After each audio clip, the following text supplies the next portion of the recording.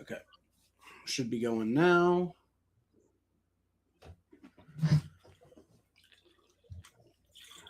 All right. And there we go. And we are live. We are officially live. Okay. This is our first episode of actually knowing what the hell's going on in the 2026 NFL season. As in, like, we know what the teams are generally going to be. Obviously, roster cuts are going to happen, but I don't think there's going to be anything substantial that happens during there. I mean, there never really is any year. There's nobody who's like, oh, I thought that guy was going to start this year. I thought that guy was going to be a major contributor this year, and then they get cut before like major roster. Like sometimes it's like, oh, I thought that guy was going to be on the roster. Maybe sometimes it's like, oh, I thought that guy was going to have more of a role this year. And I guess the team didn't think that way. But you never have like it's never like Josh Allen gets fucking cut before the 53-man roster comes out. Like nobody's surprised about that shit. Right.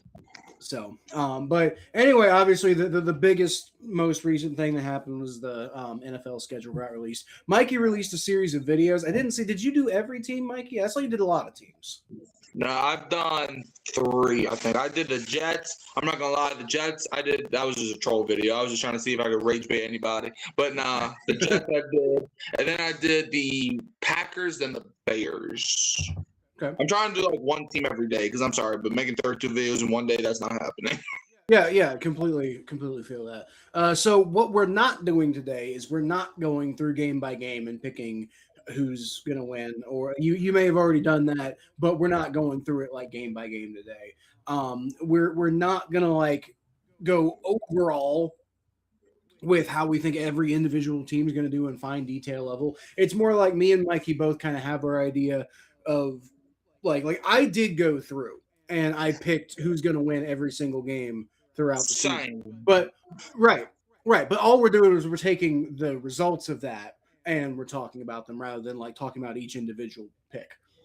Right. So that is the main thing we're going to do. We also have a little bit of breaking news to talk about. Aaron Rodgers has officially signed with the Pittsburgh Steelers for 20. Oh wow! It's not like it was Steelers or retirement. Well, yeah, but retirement's a legitimate thing that he could have picked.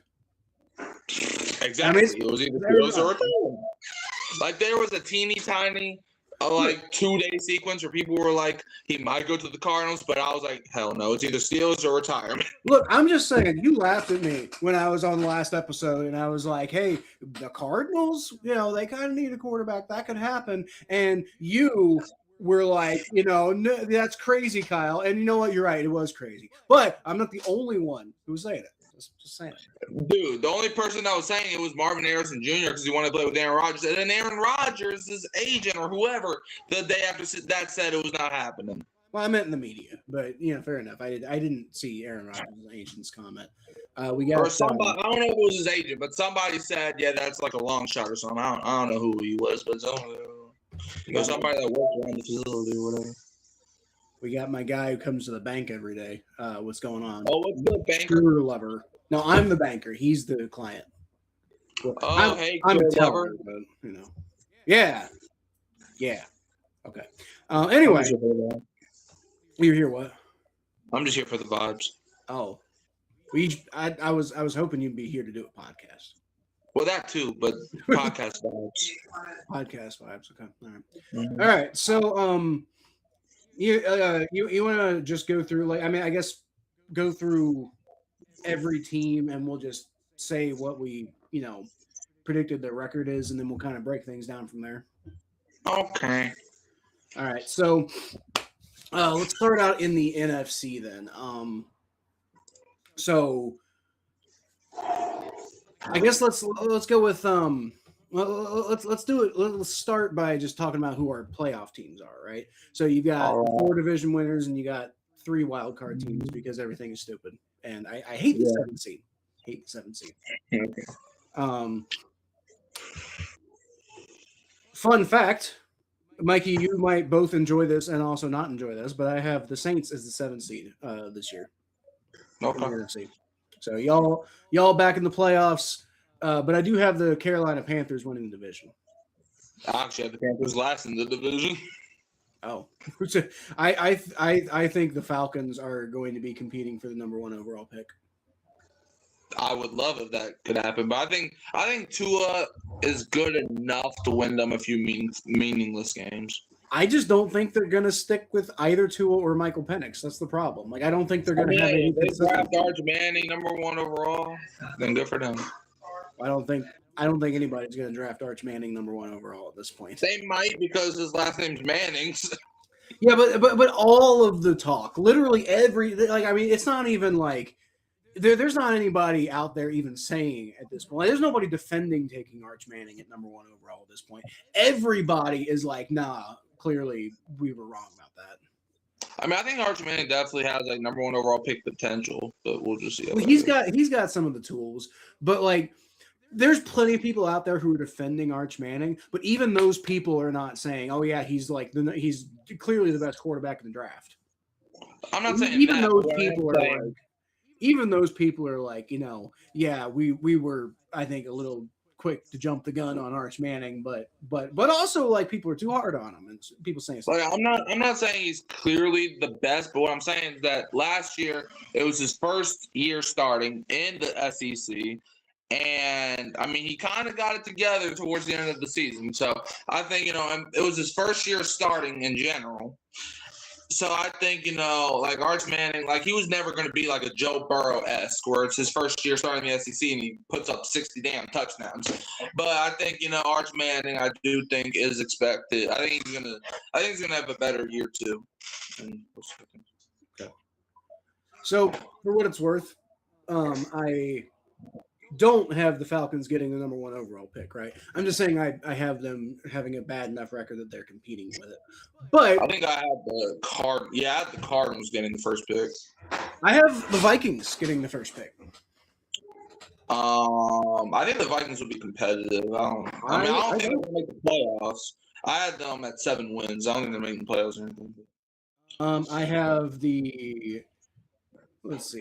I have the Dolphins and Cardinals in like a tie, and I don't know if I figured out if they're.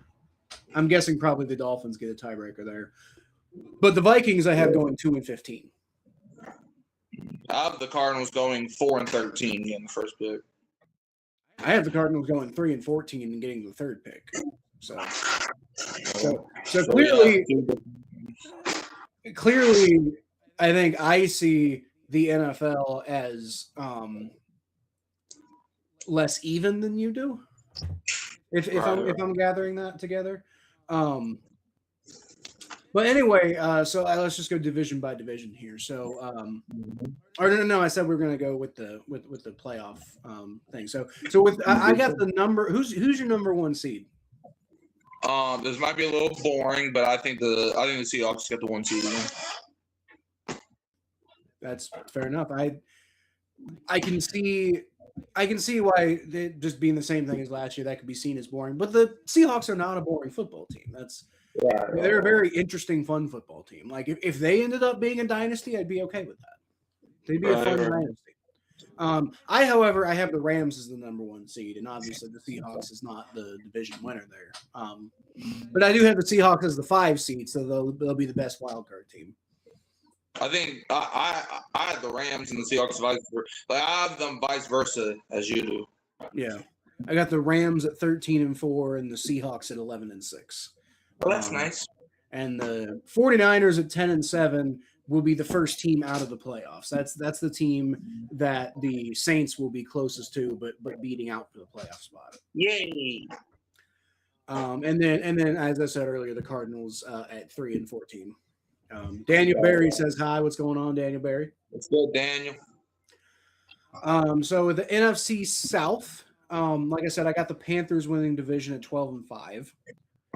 I have the Saints as the number 7 seed at 11-6, and I actually kind of the way again I'm not going game by game for every single thing, but I will say with this I found it interesting because I wasn't really expecting this when I started doing it. Like I really just kind of like picked every game like how I really think things are going to go by that point in the season as far as the matchup between the two teams, and I kind of surprised myself. There were a lot of things that happen. I'm like, wow, I did not expect me to say that this was going to happen.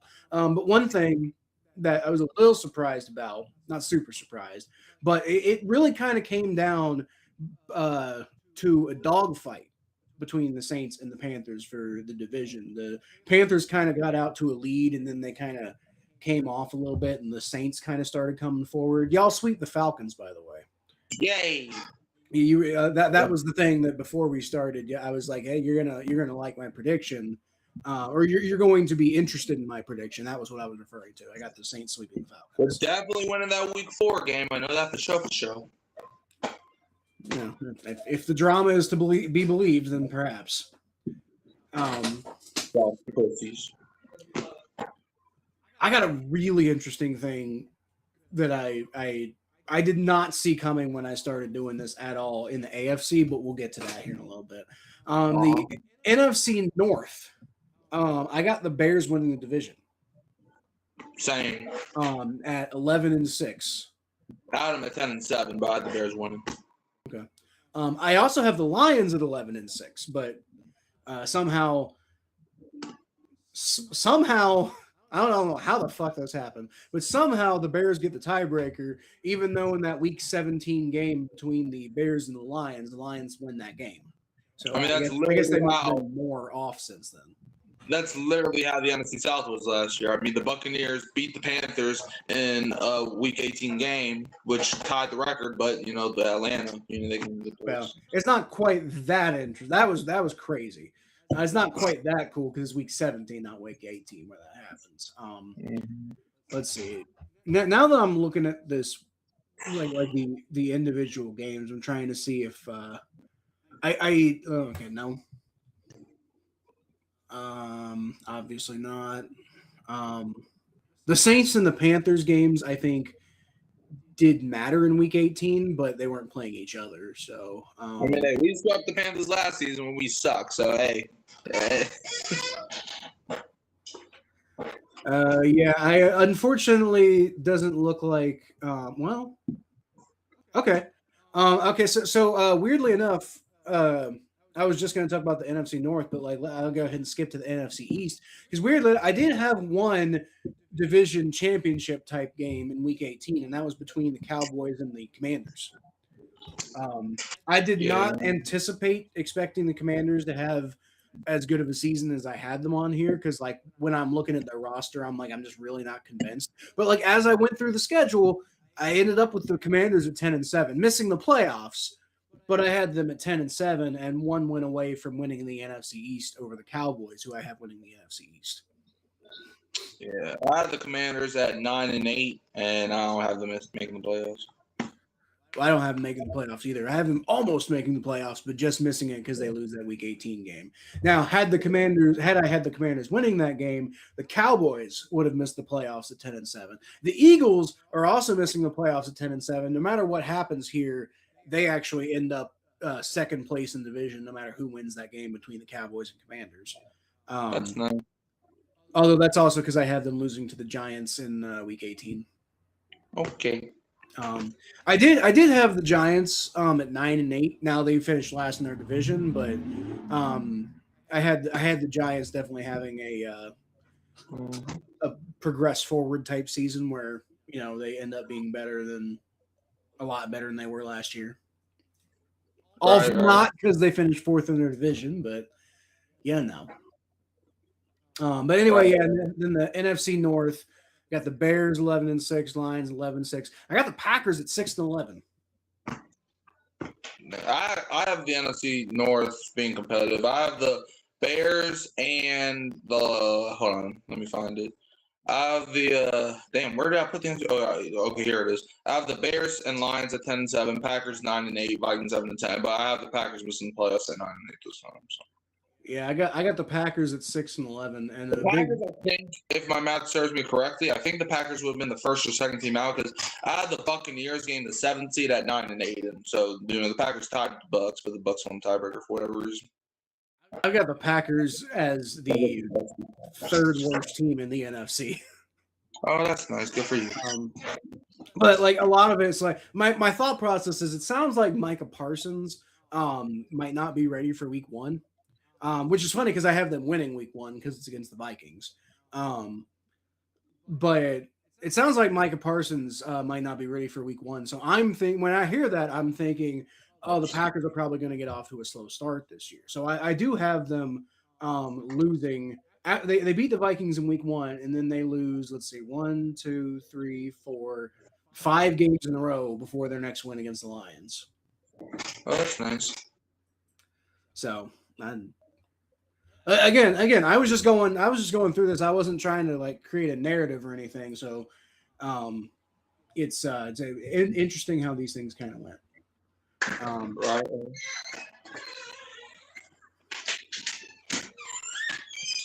So where'd you say you have the Saints finishing?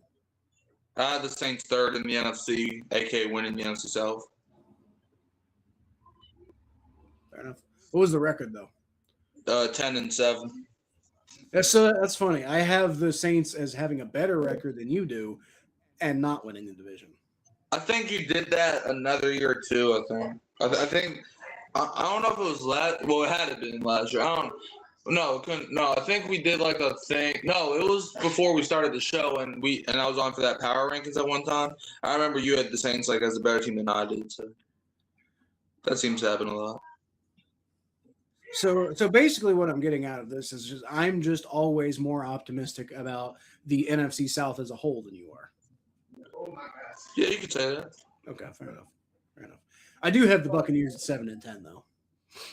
I have the Bucks at 9-8 and getting the 7th seed. Yeah, at first, I accidentally had Atlanta at the 17th, and I'm like, how the hell did I do that? So then I fixed it, and I was like, oh, okay, because I accidentally clicked the button. So okay, so then I fixed it and stuff. I'll be honest. When I saw that I had the Falcons at 5-12, I was like, wow, that seems generous. I thought that I was gonna have them worse than that. Looks like they. Well, it looks like I have them getting off to a fast start, and then they just collapse at the end of the year. They lose week 4. Well, yeah, I said you guys sweep them. I just wanted you to say it again. Okay, good. So let's see, 1, 2, 3, 4, 5. That's 1, 2, 3, 4, 5, 6. I have them losing all of their last 6 games of the season. Like they beat the Vikings in week 12, which in theory at that point in the season, we're not thinking about the Falcons competing for the number 1 seed. But by the end of the year, you look back at that Vikings game and you're like, damn, that could have really shaken things up. Mm-hmm. Okay. Now the AFC. Who do you have winning the AFC?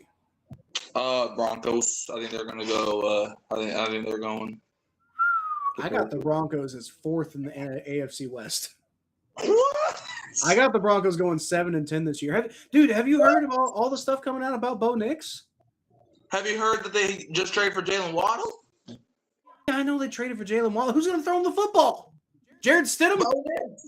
Bo Nix might not be available for week 1. Okay, he'll still be there by week 4. At some point, I do have the Broncos, I believe, if I remember this correctly, I have the Broncos heating up near the end of the year, but I have them I have them 7-10 overall. Like honestly, I have the whole AFC West is just a mess this year. Like, I have the Raiders winning the division. Yeah. Oh, well, I'm crazy. That's how it shook out. I got the Raiders winning it at 9-8. Dude, I got the Raiders winning 6 games this year. I have the Raiders winning 9 games, not that many more. I have the Broncos at 12-5, Chargers at 11-6, Chiefs at 9-8, and Raiders at 6-11. Okay, here's my issue with the Chargers. Okay, the Chiefs. I had the Chiefs at 7-10, so I actually had them higher than you apparently. But no, I had them at 9-8. I thought you said 6-11. Who'd you have at 6-11? No, I had the Raiders at 6-11. Oh, Raiders at 6-11. Okay, yeah. Well, I got the Chiefs at 7-10. But here's my issue with the Chargers. I don't think they're going to have a defense this year. No, they still got some guys over there. They got Khalil Mack, who's like 7,000 years old. Okay, that's not true. Okay, he's about 7,000 years old. They just lost Jesse Mentor. I don't think that. I will say I do have the Chargers making the playoffs at 9-8, by the way. And you know what's absolutely wild now that I look at it? They are the number 6 seed at 9-8. What? I have 8-9 team making the 7 seed. What? Any word on Mahomes' rehab? I haven't heard anything specific. There are rumors he won't start the season, and yet there are some rumors that he will start the season. Yeah, so I don't fucking know. That's what I'm saying. I haven't really heard anything specific. It's he might play, he might not play. I don't think he's ever going to be the same again, frankly. Like ever. I think he shot himself in the foot, to excuse the pun. By trying to play through that. But by trying to play through that in the year trying to play through the injury and everything like that. I think I understand what he was going for, and they did make it to the Super Bowl. But I think he just completely screwed himself for the long term. Oh damn. That's my opinion. I'm not saying that's what's been coming out necessarily. That's my analysis of the situation. I think Mahomes is. I'm not gonna say he's done. I think he's done being elite. Oh damn. I think this whole talk about Mahomes being the best quarterback in the NFL, that's probably going to be over. Oh damn. Then again, these great quarterbacks, they always have a tendency to resurge at some point. So maybe at some point you'll see like Patrick Mahomes kind of coming back into the conversation like Peyton Manning did. Mm-hmm. But yeah, anyway, so I have the Raiders winning the AFC West, and they're the number 4 seed at 9-8, and they just barely beat out the Chargers, who also went 9-8. But I didn't think that I was going to be that high on the Raiders, because I feel like we've talked about this. If I recall correctly, I feel like we talked about this on the show, and you said something about you were thinking the Raiders were going to take a step this year, and I was like, no, you're crazy. That's insane. And then when I did my predictions, apparently I also think that. Yeah, I think they're going to take a step from 3-14 to 6-11. I think they're going to have double the wins, but I don't think they're like playoffs with Kirk Chains. Okay. Well, I think Mendoza is going to get in there really. Not week 1. No, not week 1. I don't think I have them winning week 1. I know. Well, they're playing the Dolphins. They're playing the Dolphins. They're going to beat the fucking Dolphins. And then I do have them winning against the Chargers in week 2. But again, my concern with the Chargers is the fact that I don't think the Chargers are going to have much of a defense this year. Their first loss comes against the Saints in week 3. Good. I might be going to that game actually. And then they beat the Chiefs, because I'm not very high on the Chiefs. Like honestly, the Raiders schedule, when you look at it through the lens of how I think the NFL is going to go this year, the Raiders schedule, at least at the beginning of the season, there's not much going on there. I got them starting 3-1 because of who they're playing. Right. And I do have them losing to the Patriots in week 5, even though I have the Patriots with a losing record this year. Right. But it's just like, you want to talk about strength of schedule. Like the Raiders do have kind of a tough gauntlet in the middle of the season. They got to play. They got to do. It's tough, man. They got to play the Bills. They got to play the Rams. They got to go. They got to go to San Francisco to play the 49ers. They got to play the Jets. They do. Funnily enough, I have the Jets taking a step this year too. Not that much though. They're 7-10. The Jets with 6 wins also. In my prediction video, I had the Jets at 11-6, but I was just trying to see if I could piss anybody off. I did not. I saw that you posted a bunch, and I was going to go through and watch them, but then instead of doing that, I decided to do some research for this video so I didn't look like an idiot. Yeah, I have the Jets at 11-6, but damn it, my plan did not work. I wanted to get some people, because I just wanted, to piss some people off. Therefore, if the Jets did somehow win 11 games, I could make the video like how I did with the Lions last year and be like, ha, I told you. But right now. It did not But- work. but Nobody then- got pissed off. But then, okay, so if the Jets go 11-6, I'm gonna wait for you to make that video of like I told you guys that the Jets were gonna go 11-6, and then I'm gonna clip out this conversation we're having and be like, no, you were joking, remember? No, they might start 0-7 for crying out loud. Let's see. I have them beating the Packers in week 2. That I did not have. And Well, then, no, I think even in my prediction video, I had the Packers. I just wanted to find a way to get the Jets to 11 wins just to see if I could piss anybody off. I have the Jets starting 5-2. What? I have the Jets starting 5-2, and then apparently only winning 2 games the whole rest of the year. Oh, damn. Yeah. Yeah, it's that Geno Smith magic. That's what it is. He's gonna come out. He's gonna be swinging hot. He's gonna be kicking ass against all these bad teams. Like the Packers. People are gonna probably say nice things about the Packers. But then they beat the Bears, but then they beat the Browns, and then they beat the Patriots, who I think by that time I have the Patriots getting off to a really slow start too. I've got them starting. I have them beating the Seahawks in week 1. Because of like week 1 weirdness. But then I have them losing every game. Good Lord, I have them losing every game until the bye week, and then they beat the Chargers in week 12. I have the Patriots losing 5 games the entire year. Oh, no. I have them beating the Raiders in week 5. Never mind. I have the Patriots losing 5 games the entire year. I have the Patriots winning 8 games. So, damn. I got the Jaguars winning the AFC South at 11-6. You did do that. Yeah, it's something that you did do. And the Tennessee Titans with the number 5 seed at a 10-7. Oh, wow. And then I got the Indianapolis Colts with the 7 seed at 8-9. Apparently. Oh, wow. Now again, this is not me just trying to throw out numbers and be like, this is what I think is going to happen. Like I actually picked all the games, and the Colts made the playoffs at 8-9. So that's just what happened. I also had the Colts at 8-9, but I had them missing the playoffs. Who'd you have as a 7 seed? In the AFC, I had the Steelers. I got the Steelers at 7-10. I had the Steelers at 10-7.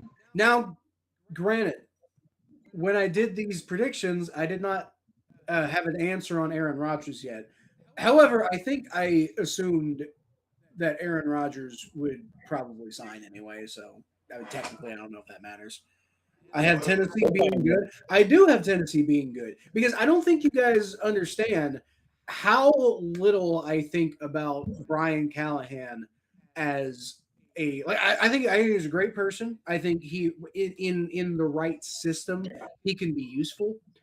As the head guy, I didn't see a damn thing out of Brian Callahan when he was in Cincinnati that made me think he'd make any sense as a head coach, or that he was ready for that in any way.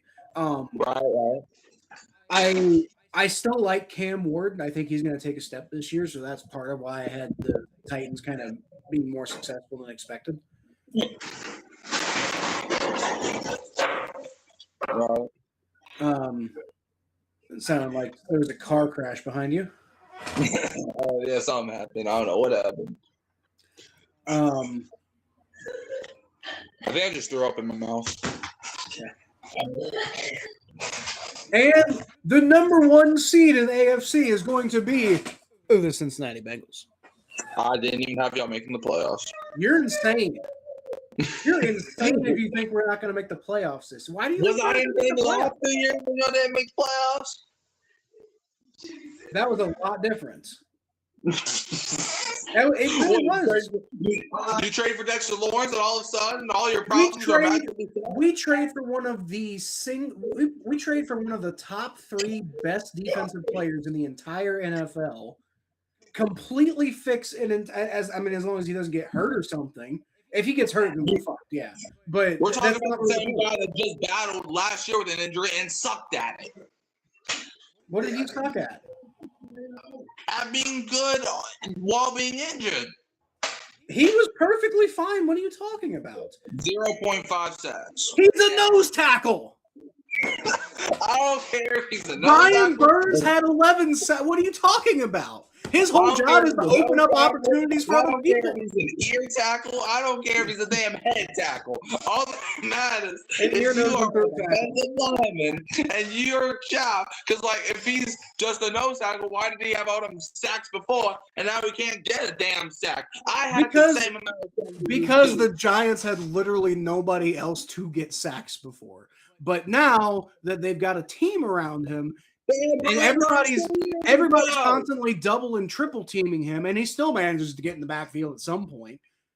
And so because of what the opposing defenses are doing to focus on Dexter Lawrence, the nose tackle, who people shouldn't be worrying about to that extent when it comes to a pass rush, you got guys like Brian Burns and Kayvon Thibodeau that can go absolutely fucking insane. Look, I don't care what body part he's trying to tackle. All I care about is, like, this dude, right? Like, they had Brian Burns 2 years ago. They had Abdul Carter. They had all these guys. Like, they had Kayvon Thibodeau 2 years ago. And freaking Dexter Lawrence still got them sacks. But now he gets hurt, and he's not as good. Yeah, he made a couple tackles. But, like, I even know some Giants fans that got pissed off at Dexter Lawrence. So, like, I mean, this dude, and plus, the dude got pissed off at the New York Giants. So when y'all defense starts giving up 40 points a game again, what do you think he's going to do? Get pissed off. They're not going to be giving up 40 points a game. First of all, look, it's not just Dexter Lawrence, okay? I'm not saying the Bengals defense is going to be elite next year. I'm saying the Bengals defense is going to be good enough. The Bengals offense was so good last year that we almost made the playoffs despite how generationally bad our defense. Y'all won 6 games. Well, yeah, but we were in it at the end, then we just kind of fell off. Joe Burrow got hurt and everything. But that's my point. You lost to the damn Brownies. I don't care. You're missing the point entirely. My point is that the Bengals were right there. Our offense was so on another level last year that our defense being so under the ground as far as levels goes almost didn't matter. It did. But if Joe Burrow hadn't gotten hurt last year, there's a really good chance we probably would have made the playoffs with the defense being as bad as they were. Now, take on top of that, the defense started playing better near the end of the season when the season was basically already over. But the defense had already started playing a little bit better. You started seeing guys didn't like Miles Murphy. Didn't the defense 2 seasons ago when y'all went on? It was with a different defensive coordinator. It was a completely different system. Different defensive coordinator, same result.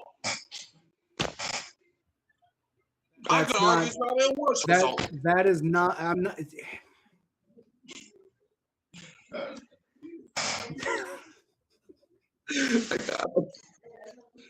Just because that's what happened doesn't mean that's what's going to happen. Now, first of all, it's not just Dexter Lawrence. Adding Dexter Lawrence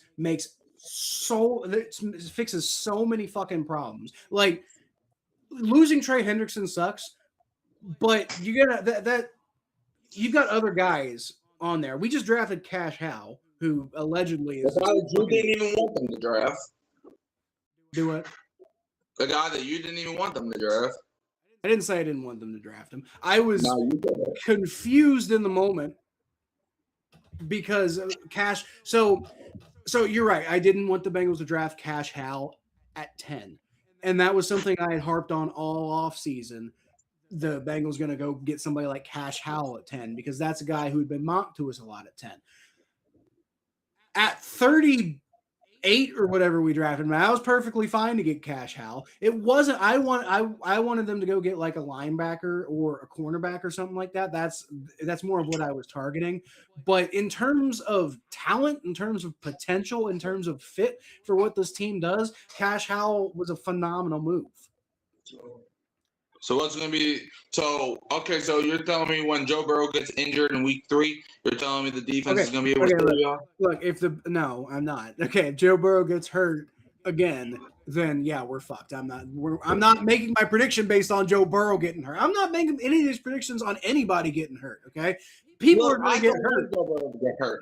But if it looks like a ducking, it sounds like a duck. Okay, then it's a duck. you know what? If Tyler Shuck gets hurt, y'all are going 0-17. Okay, I'm sorry. But there's a difference. No, there's not a difference. At the NFL level. Joe Burrow's got hurt like what, 3 years, Yes. 4 years, something. Yes, and if that happens again, yes, we're fucked. We're not going to assume anybody's going to get hurt because at that point, there's no point in making predictions because that takes it to a whole other level you can't even account for. I basically not assumed, but I thought about all of these games in terms of like how general injury situations kind of go and how, like nobody's necessarily going to be that much more injured than anybody else. And that's not what's going to happen. But if you're going to have a fair prediction ahead of time, you have to think about it. And so I'm just going to assume Joe Burrow makes it through a season because he's done it before. It's not like every year he's been hurt. It's just most of them.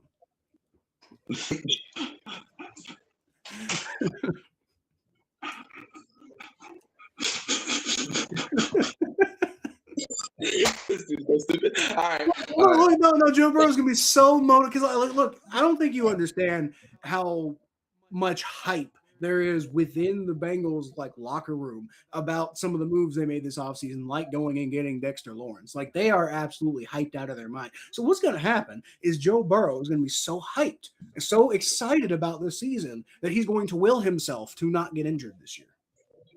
That's literally impossible. Did you also not hear him when Joe Flacco was playing and Joe Burrow was like, wow, maybe I should try to get rid of the ball more. He said that with his words. Okay. So therefore Joe Burrow is immune to injury in 2026. No, when Joe Flacco was playing and was getting the ball, you know what Joe Burrow said? Ow, my toe hurt. What? When Joe Burrow saw Joe Flacco got rid of the ball early, you know what he said? Ow, my toe hurt. Yeah, because he was already injured. Exactly. He was like, ow, my toe hurt. But he didn't say that in the press conference, though. Oh, no, he said that in the press conference. Well, he didn't say that, but I watched the press conference. He didn't say that. No, you didn't. Yeah, I did, though. You didn't. If you watched it, you would have seen it. I know you didn't. Jeff says, what if what happened last year quarterback happens again? Mikey might be right. Okay, look, guys, listen. If Joe Burrow gets hurt, the Bengals are going to have a bad season. That's how it's going to go. Okay, I can't make these predictions with the assumption that Joe Burrow is going to get hurt because if that's the point, if that's what we're doing, then I'm just like, well, I don't know, we'll win 3 games or something. I don't fucking give a shit. Now, okay. Are we actually going to go 13-4? I mean, I don't know. We've got a pretty good schedule. If the Bengals actually, if the Bengals offense is as good as it was last year, or at least remote, near as good as it was last year, and the Bengals defense takes a significant step, which on paper, the Bengals defense should be elite. No. Let me finish. No, I'm not gonna let you finish. Highly unlikely they're actually going to be elite. That rarely ever happens. But if they can take enough, if the Bengals defense can just take a step, they'll win a lot more games next year. They don't lose that game against the Jets. They don't lose that game against the Bears because Joe Burrow's putting up 40 points. Joe Flacco putting up some of the points in that one, but even with Pro Bowler Joe Flacco, don't forget, sir.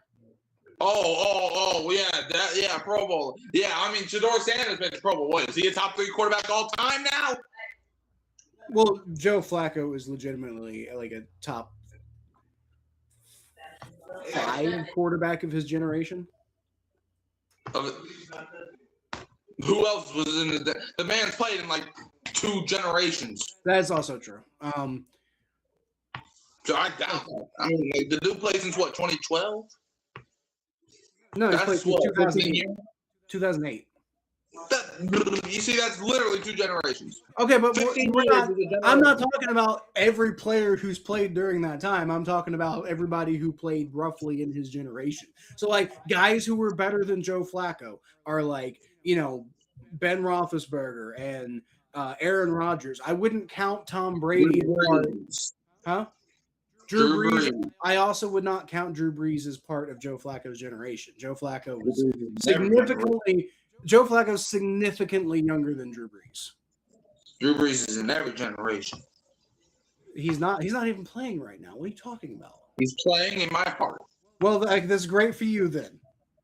But even counting, even if you're just throwing Drew Brees in there for the fuck of it, Joe Flacco is probably still a top 5 quarterback of his generation. Now, again, we're talking about like, you know, a period of like guys who were drafted in like 2000, like 4 or 5 or something like that to 2012 or so, right?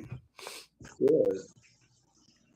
So like, you know, that you like you're not like you're kind of like Aaron Rodgers is in there, right? But Tom Brady's not in there. Eli Manning's in there, but I think Joe Flacco's better than Eli Manning, frankly. Like, you know, like I don't think either of them should. Okay, Eli Manning will be a Hall of Famer. I don't think he should be. Joe Flacco, I also don't think should be a Hall of Famer. Pretty a decent chance he won't be. But I think if I was going to pick between one of the two, I'd pick Joe Flacco.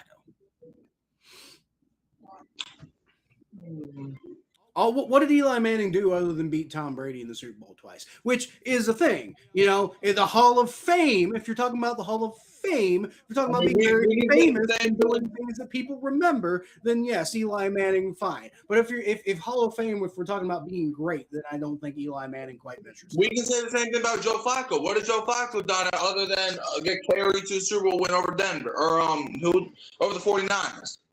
I'm not saying he should be. I'm not saying Joe Flacco should be in the Hall of Fame. I'm saying he's better than Eli Manning. That's all I'm saying. I mean, and I think of his generation, I think you have more upside with Eli than you do Joe. I don't think so at all. If we're talking about the prime, like Joe Flacco has only made I can't remember watching Joe Flacco and being like, oh, yep, that's definitely top 5 quarterback. Like Eli Manning, was he ever top 5? Probably.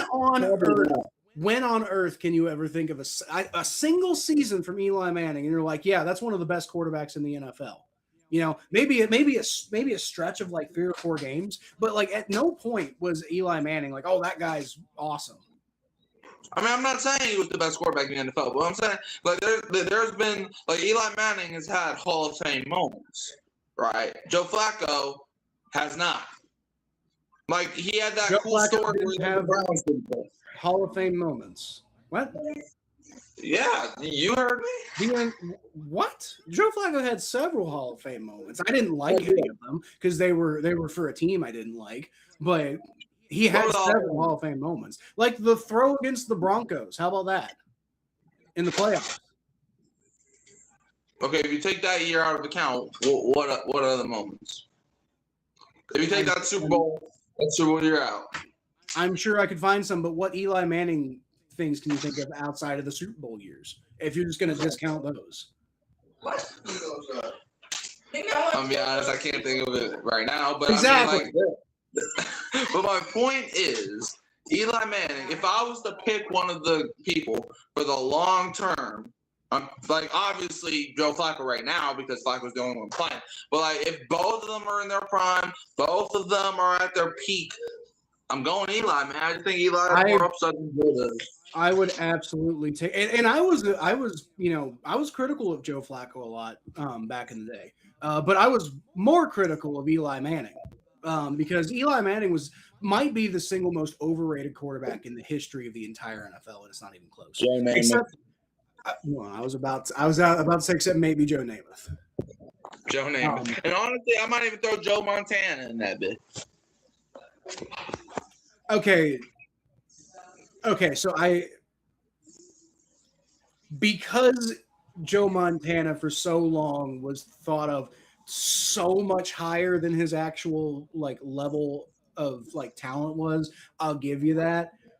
But also Joe Montana was like light years above like either Joe Flacco or Eli Manning. Yeah, I mean, like I heard people try to talk about Joe Namath being the GOAT, and I'm like, okay. I did not. So that was a big debate when I was growing up. who like is Tom Brady getting into the GOAT conversation. And everybody was like, no, Joe Montana's just so far and ahead of everybody. And I was like, I don't even think Joe Montana's number one, guys. Like, what are you talking? Like, I said for years I thought Johnny Unitas was the best until Tom Brady just went insane. But I mean, I don't even think Brady's the go for real. But like, I mean, I just think when it comes down, who do you think is the GOAT then? If not Tom Brady, like literally, there's nobody even close. It's not Drew Brees. It's not Drew Brees. It's not even close to Drew Brees. Look.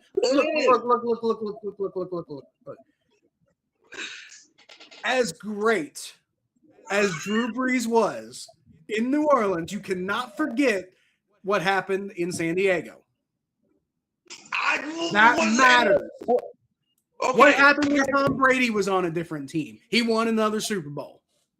He did that with the talent. Okay, Tom Brady in 7 of his Super Bowl wins had a top 5 defense, right? Top 5, top 10 defense. Drew Brees in his 1 Super Bowl win had the 20th ranked defense. And everybody talks about, the playoffs, his rings. Brady had a top 10 defense in 7 of his 7 Super Bowl wins. Drew Brees, every single time he got to the playoffs, got a game-winning touchdown drive, got a game-winning field goal drive, just for the defense to frick it up. Just to frick it up. The Minneapolis Miracle, not Drew Brees' fault. No call, not Drew Brees' fault. The second back exam, that was not on Drew Brees.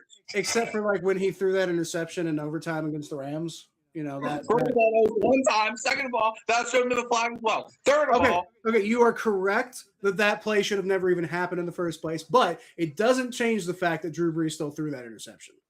Okay, Tom Brady threw an interception against the Colts in the playoffs. Are we going to bring that up? We can, yes. Okay, then.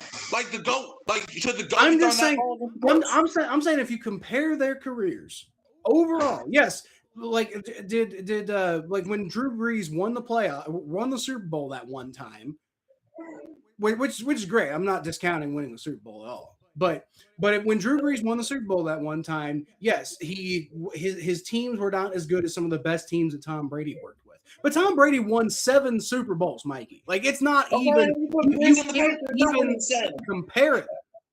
What? Okay, winning Super Bowls, and I'm tired when people bring this up. Winning Super Bowls is a team stat.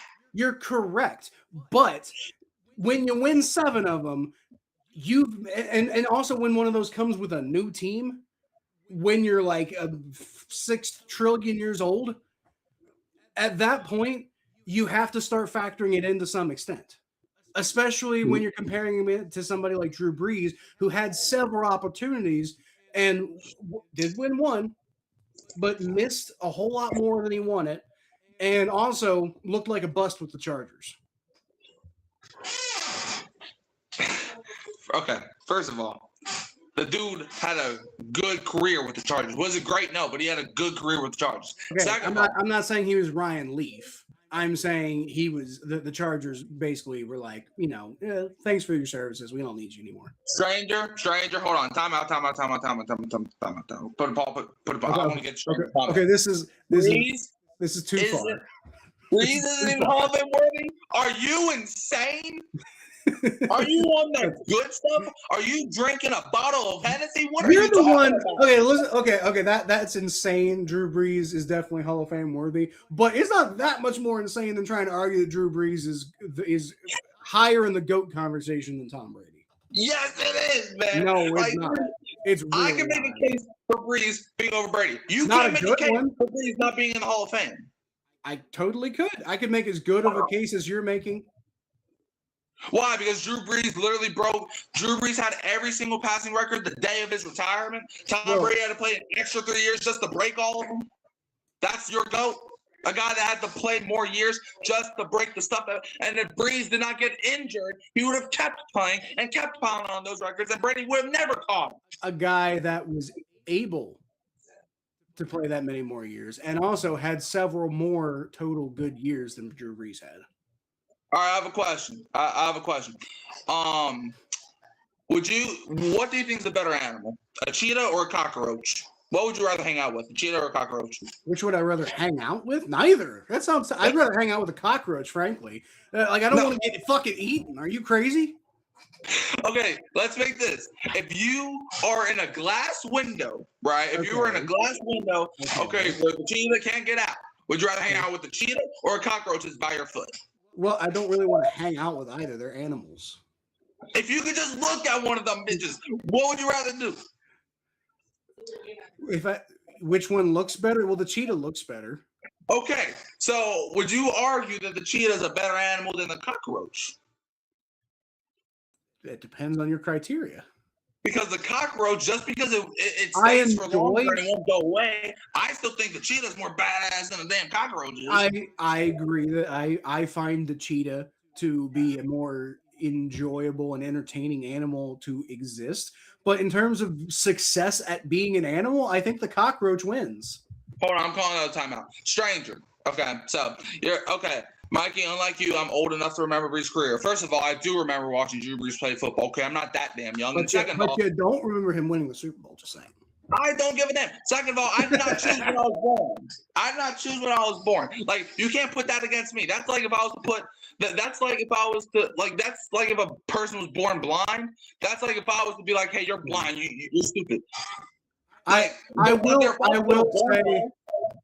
will say I don't really quite understand. He did make a different good point, but this one I'm like, I don't know really what that has. Like, Mikey can, there's footage of the games that Drew Brees played, but he is also correct that you don't remember Flacco's great games and therefore you're discounting them because you just don't remember them.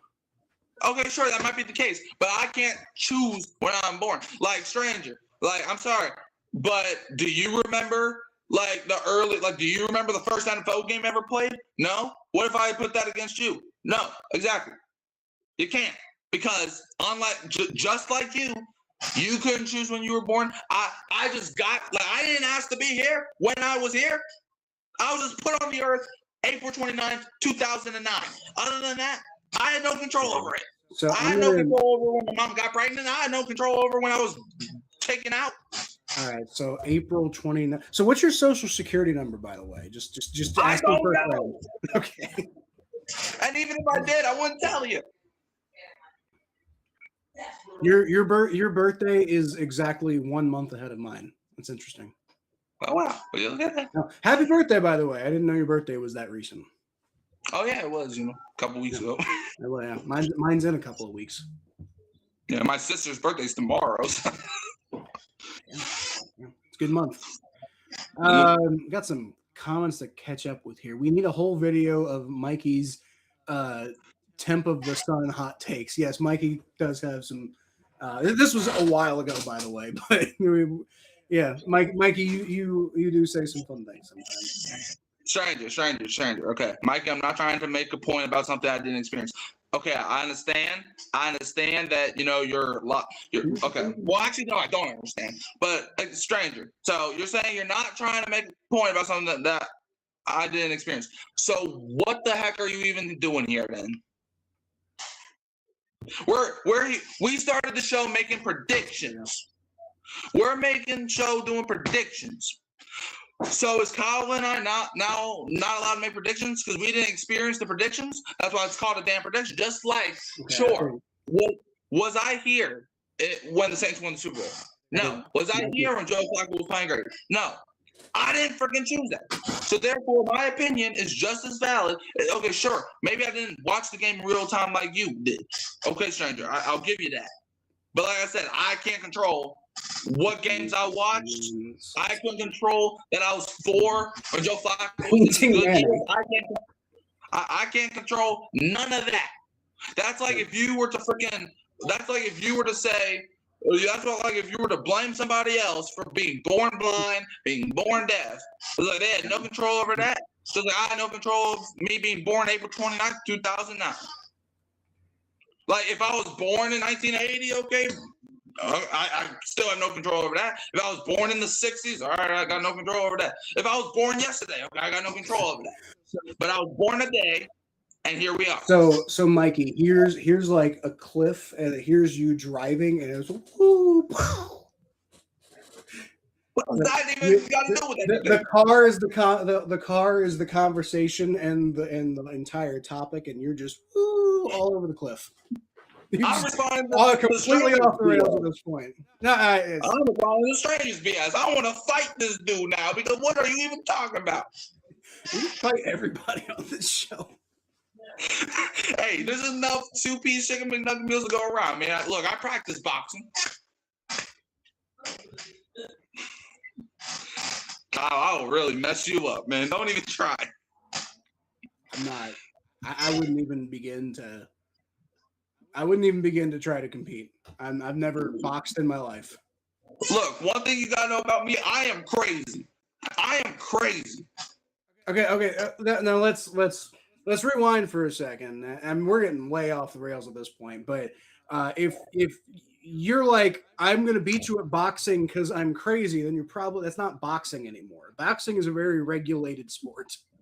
No, I'm playing. All right, so let's see what strangers got to say now. You didn't. Hold on. So, Mike Yellow, you didn't live through it. Nobody studying history has the same viewpoint as someone who. Okay, I understand that That's you not are. how Old. history works. Okay, I understand. Stranger, I understand you are old. Chess boxing. That's not my fault. Great sport. That is not my fault that you're old. It's not my fault. You joined into us getting on whether Drew Brees is better than Tom Brady and Mikey having a existential crisis over it, basically. Strangers, you're sitting there like, okay, yes, did I live through it? No. That don't mean I didn't. Like, my eyes work the same way your eyes work, stranger. I saw the stats. I saw the history. What's your point? Oh, you didn't live through it. Okay, you didn't live through when the Nazis were doing that bullshit. But would you say the Nazis are bad? You didn't live through World War II. You didn't live through World War II. Would you say that World War II is bad, or would you just be like, I don't freaking know because I didn't live through that bullshit? Exactly. Like Drew Brees literally was the best quarterback by numbers when he retired. Like when you look at it, it's gonna be like, oh, who's at the top? Drew Brees or Tom Brady. That's because the dude played 3 more years, and Drew Brees probably would have played more years if the dude didn't have 11 cracked ribs. In fact, he even said he wouldn't have retired if he didn't have 11 cracked ribs. You saw stats. I saw games played. I saw the damn game too, stranger. I saw the damn game too, stranger. I didn't see it live. Like, stranger, you are making no damn sense right now. Do you have a job? I don't think you have a job because you are making 0 cents right now. You are broke. So I'm really bad at drawing, but this is Mikey, and this is a dead horse that he's just beating the shit out of right now. And I'll kill that dead horse again. Bring it back to life so I can kill it again. Don't have the cardio for fighting. Look up Drew's stats. Dude, Drew Brees is a Hall of Fame. I think it's crazy. The best quarterback in NFL history, and I'm standing on that. Tom Brady was a better quarterback, though. No, he was not. Yes, he was. No, he was. Why? Because he won 7 rings because his team was great? Why was his team great? It wasn't all just the guys around him. He was part of that. The dude had a top 10 defense 7 out of his 7 Super Bowls. Drew Brees had a top 10 defense 3 times in his whole 20-plus year, or his own 20-year career. Had a top 10 defense 3 times. And the year we won Super Bowl, 20th defense. How many rings did he win with those top 10 defenses? All 7 of them. No, Drew Brees. How many rings did he win when he had top 10 defenses? He didn't win a Super Bowl because because you're overstating the difference. That's why. Okay, I understand that. But guess what? In Drew Brees' top 10 defense years, Saints made the playoffs. When the Saints went 7-9, guess what? 32 defense, 30th defense, 29th defense. Yeah, that's like Tom Brady, right? That sucks for Drew Brees. I'm just saying, like when it did get teed up for him, it didn't happen enough. if we look at the playoffs, let's go over the Drew Brees playoff games against the 49ers. He couldn't control that Vernon Davis caught the game-winning touchdown with 11 seconds left. He couldn't control that Marshawn Lynch scored a freaking beastquake. He couldn't control that Stephon Diggs caught the ball and Marcus Williams forgot how to tackle and ran all the way into the damn end zone. He couldn't control that the referees missed a blatant pass interference call. He couldn't freaking control that freaking Kyle Rudolph pushed his damn hand into the face mask with P.J. Williams and caught the game-winning touchdown with no flag being thrown. The only game he messed up was the Tampa Bay game, and that's because he had 11 cracked ribs and his arm was flat. Other than that, all of the games that Drew Brees lost in the playoffs was bad. Even when we got blown out by the Bears his first year, Drew Brees still had over 300 yards.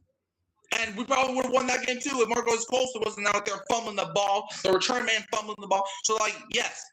Look, was Tom Brady great? Yes. But the dude's a freaking crybaby. The dude has no sign of sportsmanship, and the dude had top 10 defenses almost his entire damn career. Drew Brees has only had that 3 times. And you want to talk to me about, well, how much Super Bowls did he win? Like I said, Super Bowls is a goddamn team stat. I don't care about Super Bowls. Okay, you're correct that Super Bowls are a team stat. But that you can't discount the fact that somebody won a Super Bowl just because they had a great defense.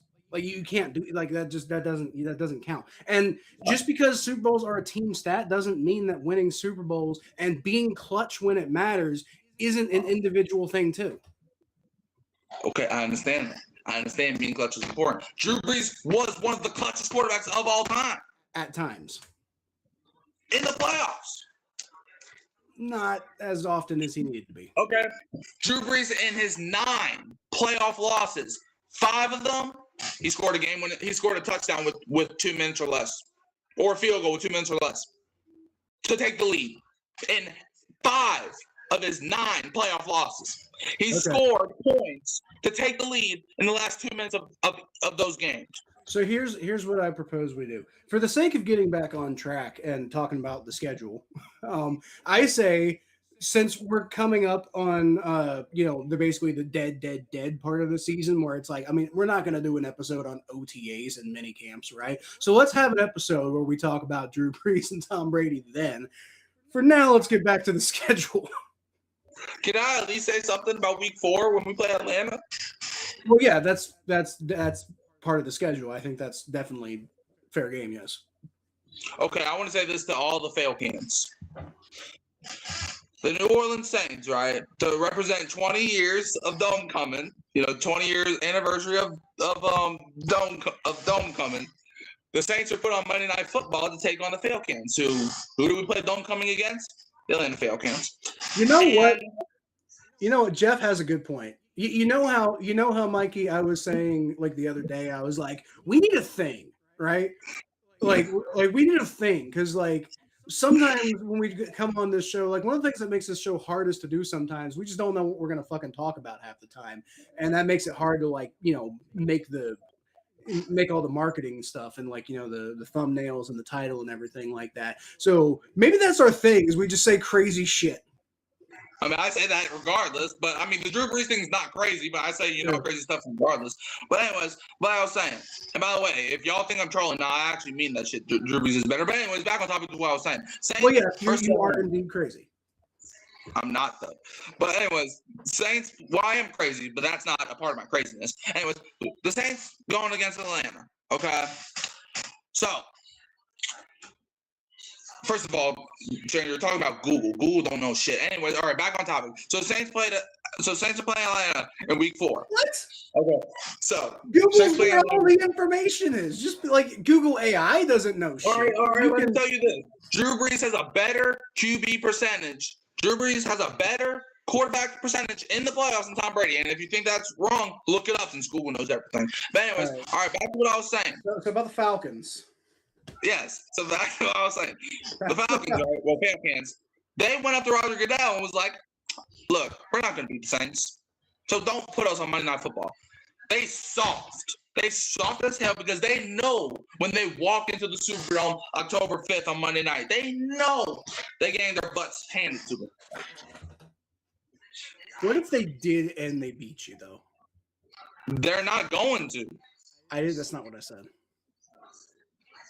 there is a better chance of this house having wings and flying away than there is of Atlanta beating us that night.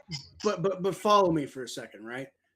So I'm not saying that would happen. I predicted the Saints to sweep the Falcons. So I'm not saying I think that's going to happen. What I'm saying is the Falcons are indeed soft. I'm saying you're correct about that because as an NFL team, you got to be thinking that. You got to be thinking, what if we? So what if, Mikey? What if the Falcons came in week 4, Monday Night Football? It's the anniversary of the dome coming or whatever, and the Falcons beat your ass and they make you guys cry about it, right? Wouldn't that, as a rival, wouldn't you love to do something like that to Atlanta? But how soft are you to like miss out on that opportunity?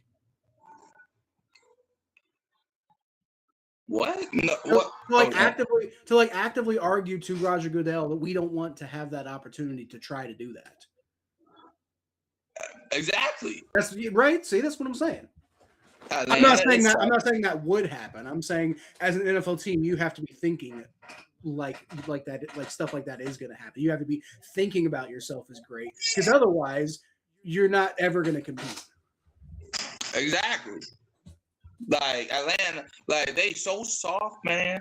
And you know how I know they soft? Because their schedule release video was dog shit. But other than that, they're I just think, like you really went up and yeah, true. But like you really went up and said, look, the Saints are gonna be off emotion. Please don't schedule us on Monday night. And guess what? Roger Goodell, is Roger Goodell a perfect human being? Absolutely not. But one thing I respect for him doing, he got that game on Monday night. He's like, no, you're going to take your ass whooping like a man.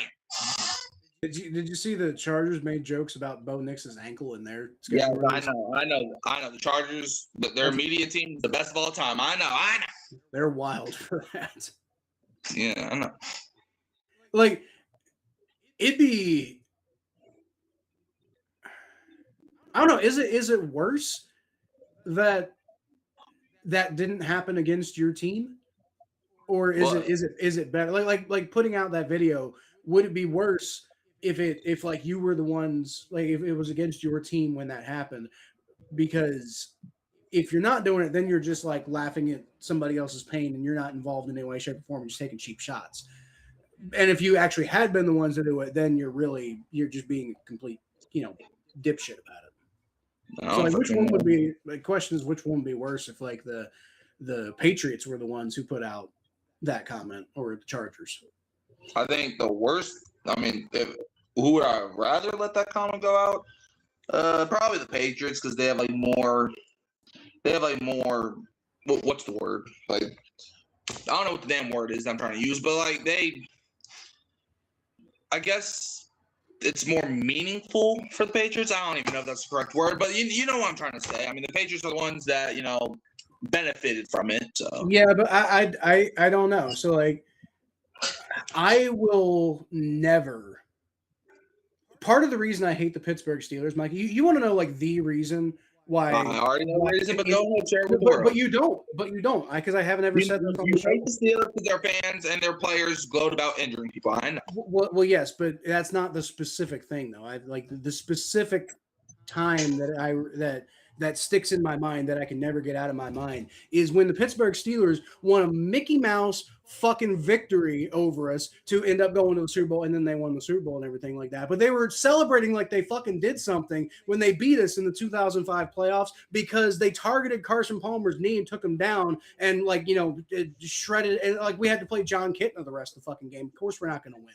And the Steelers and Bill Cowher and that whole fucking locker room were in there, celebrating winning the playoff game. I get that. But they were just like, who day, we day, all this we day shit after the whole Carson Palmer thing. And then afterwards, all their fans are constantly trolling us all off season about Carson Palmer's fucking knee. And I'm like, you guys are the lowest of the fucking low pieces of goddamn shit. And ever since that fucking day, I've despised the ground that the Steelers walk on. I mean, I won't even admit without cheekiness that objectively Pittsburgh is actually a very nice city to be in. But I won't even admit that. I mean, I remember when Hurricane Katrina happened. Guess who was the one making all the Hurricane Katrina jokes and saying that the only reason Saints have a Super Bowl win is because of Hurricane Katrina, acting like Hurricane Katrina had anything to do with Peyton Manning throwing a pick six. Guess who that was? Atlanta. And also Randy White. you a bitch because he Right. made some hurt comments. But yeah. That's what I'm saying. Is that would be about the equivalent if the Chargers had been the one that happened against. I don't freaking know. It's not my damn team. So like, I'm gonna be honest. I didn't even watch the video. Like, I watched clips of the video because people can't stop talking about these damn videos. But the only one I watched from start to finish was the Saints video, which it was alright. But I didn't even watch I haven't watched a single one of the videos. Like, I don't really care. I will say, if the NFL is going to insist on making the schedule release a thing, these videos are they're a decent way to do that. I'll give them credit. Like, at least there's some like legitimate effort and creativity being put into stuff. Not the Cardinals with your AI bullshit. But for the most part, these teams are actually trying. They're putting out some effort to make the schedule release interesting in a way that actually is, like, I kind of respect what they're doing, right? I did like the Saints do what? I did like that the Saints did throw a shot at Atlanta in their video. But there's a difference between throwing a shot at your rival and throwing a dirty shot at your rival. That is true. And it was an it was Kimo von Oelhoffen, former Bengal Kimo von Oelhoffen. And if you watch that video, I'm not a conspiracy theorist. I'm no like, JFK was an inside job, or like, aliens being hidden by the government, whatever. I'm just saying, if you watch that footage, it looks an awful lot like Kimo von Oelhoffen's really trying to go for that knee on purpose. That's all I'm saying. Oh, that's nice. Like he could have gotten Carson Palmer down, changes his mind mid-tackle, and pivots so that he can actually injure the man. That's what that is. Like, you can see that happening. Oh, wow. Conspiracy theorist over here. I'm not, though. I'm not. That's what I'm saying. I'm not a conspiracy theorist, and I'm telling you, I watched that video more times than a human being should watch a video of another man's knee being broken open. Jeff, what does my team got anything to do with this? I mean, what are you still talking about? Bountygate? Like, we didn't injure anybody. Like, yeah, we might have hurt him, but we didn't injure anybody. Jeff, I was so confused. I was like, when on earth did we bring? Okay, I see Jeff brought the Saints into it. Okay. I was so confused. Okay, like, people be talking that we injured Brett Favre. Clearly, we didn't injure him enough because he still played in the damn game. Like with Kyle's team, Carson Palmer so hurt he couldn't play in the damn game. Like, but Brett Favre, I mean, he came back. Kurt Warner came back. Freaking Frank Gore, he came back. Like, the Saints didn't injure anybody to the point where they couldn't play no more. So we didn't injure them that hard. I think intent matters in this situation. That's kind of the point about Kimo von Oelhoffen. Like my argument about Vontaze Burfict has always been that I think he just went fucking hog wild and wasn't paying attention. Now, can you blame him for that? Can you admonish him for that and say that he plays dirty because, like, he needs to have better control of himself, et cetera, et cetera, et cetera? Yes, but I don't think at any point Vontaze Burfict was targeting people to injure them. I think he was just being insane. You know what I think Vontaze Burfict? And the other thing, and I was just talking about the Steelers fans. The other thing is, like, none of us. After the fact, no Bengals fan that I saw. I'm sure probably there were a couple that did it because there's shitheads in every fan base. But, like, the Bengals fan base as a whole was not like, oh, Antonio Brown, what a bitch. He's injured. What an idiot. After they lost to the Broncos the following week. Like, that's not how that worked. Like, garbage ass fan base with garbage ass fucking idiots. I think Vontaze Burfict deserve every bit of humiliation they're getting right now. I think Vontaze Burfict I think he used football to take his anger out. That's what I think, That's what I think he was doing. That might be true as well. Like I said, he definitely played really right. I don't think he was calculating what he was doing, if that makes sense. Like, I remember childhood. Like, I forgot what happened, but I remember childhood being, like, dark and depressing. So I think he used football to, like, take his anger out. He didn't get drafted exclusively because of his behavioral issues. Like, yeah, that's what I'm saying. He did not get drafted because of stuff like that. If he had been, if he had like the mentality of like a normal NFL player, he would have been a first round pick easily. Like, he had that kind of talent, and that's why the Bengals picked him up as an undrafted free agent, because they weren't thinking he was going to be the linebacker for a decade, and he was going to be like out there like going insane and getting suspended every 3 weeks. They saw a really talented guy with a lot of potential who, maybe get a couple good years out. Turns out we got, damn, if it weren't for all of the behavioral issues, we probably would have had a Ring of Honor player. Maybe. But because of all those issues, it's probably unlikely he's going to get in the Ring of Honor at any point. Oh, absolutely. Which is crazy that we even fucking have one now, because the Bengals refused to do that for years. Who is Atlanta's quarterback? So, I think if you ask Atlanta will tell you that Michael Penix is their quarterback. Tua is like their fallback option, but I think most people agree that they're probably already in fallback territory at this point. Right. So Tua's probably the 28. The genuine answer is Tua is probably the quarterback, but the Falcons are intending for Michael Penix to be their quarterback. You know how I know Atlanta is stupid? Because last year, I remember this. Last year, Atlanta, like a lot of teams, they did pictures to hype their teams up. Atlanta, like last year, did a picture of two players posing. Do you want to know the two players? Do you want to know what their jersey numbers were? The two players that they chose? 7 and 4. No, they chose one person with the number 28, and the second person that they chose had the number 3. Well, okay. So I'm gonna go ahead and go out on a limb here and say that the potential dumb joke from like a decade ago probably didn't factor too much into their draft analysis. The dude wearing number 28 wasn't even a damn starter. Why was he the first guy you chose? Now that is a valid argument. Like the dude literally was on the bench to half the damn season. You could make a lot of arguments as to why the Falcons are bad at drafting. That's like, okay. Jesse Bates. Okay, I understand Jesse Bates. I understand we're number 3. I understand choosing him because he's one of your best players. I don't even remember number 28's name. Bijan Robinson. No, he's like what, number 7? But like number 20. I got you. You can't tell me that was not intentional. Like that's how bad their franchise is. Because number 28 wasn't even a damn starter.